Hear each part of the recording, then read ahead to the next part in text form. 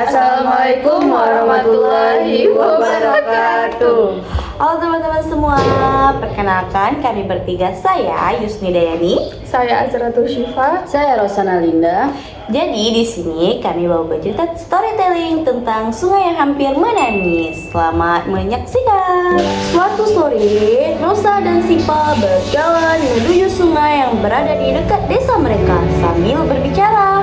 Syifa, kamu ingat nggak dulu kita sering main di sungai ini? Ingat dong, dulu airnya jernih sekali Bahkan batu-batu di dasar sungai kelihatan jelas. dan banyak ikan kecil yang berenang di sini. Tapi sekarang sungainya berubah ya. Mereka melihat sungai yang penuh sampah dan airnya terlihat keruh sekali sambil berbicara. Ih, bau banget ya.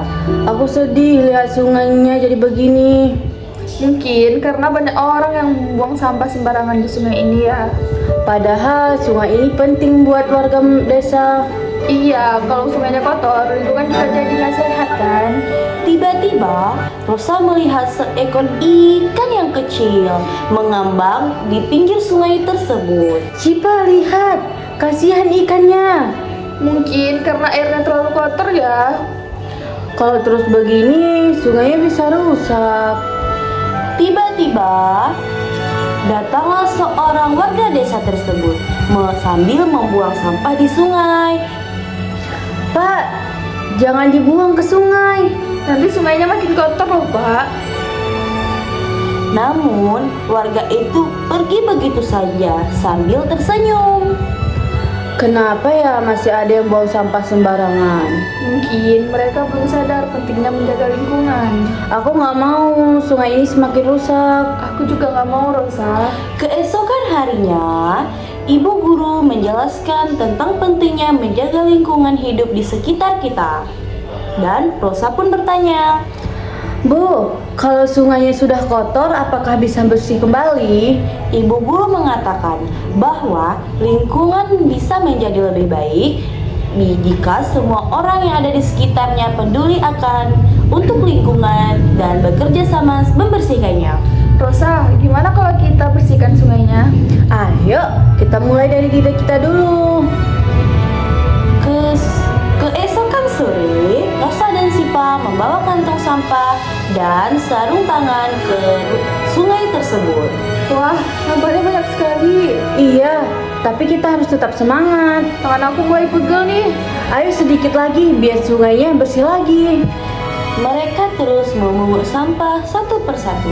Beberapa anak yang lewat mulai memperhatikan mereka. Dan Sipa pun berkata, Rosa, lihat tuh ada yang ngeliatin kita. Nggak apa-apa, yang penting kita bantu lingkungan.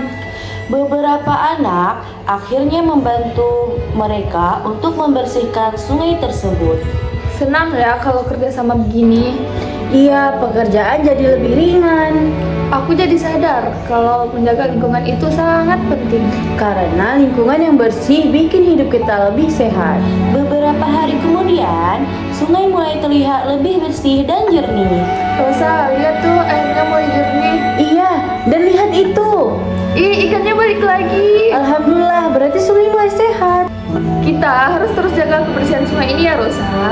Setuju, sekarang jangan buang sampah sembarangan lagi ya. Sejak saat itu, warga desa mulai lebih peduli terhadap lingkungan. Rosa dan Sipa belajar bahwa menjaga alam adalah tanggung jawab semua orang. Dan cerita pun tamat. Tamatlah sudah cerita kami. Oi. Terima kasih dan jumpa lagi.